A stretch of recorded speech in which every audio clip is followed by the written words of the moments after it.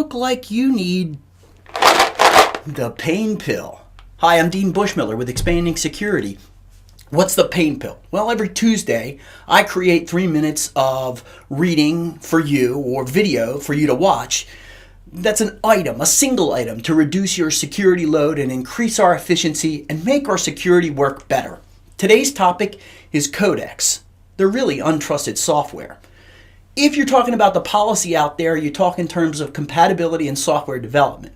The action items are simple. Limit the extensions, limit the list of software that you're allowed to use, and tell end users that there's no such thing as a free lunch or a free codec.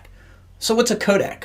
Well, it's software. It's a portmanteau of compression and decompression jammed together. End users think that all the software out there is trusted, but the attachments are untrusted. When we care about this is when we get a free fake codec, or an end user gets one, because somebody sent them a file and said in the subject line, hey, take a look at this, but they don't have a player to go ahead and deal with that particular extension. We've taught them not to mess with any extensions and not to look for those, but we've never told them not to download this particular kind of software, which attackers are going after these days. From a codec compatibility standpoint, this is critical to our organization because business is now depending on, well, they've always been depending on communications. Everything today is video and audio, and communication is going soft. It's going software.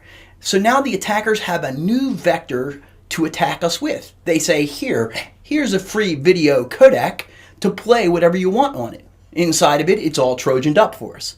If we're dealing with policy adjustments here, we want to make sure that our software that we develop is compliant with all of the other software that we have in place already at this point.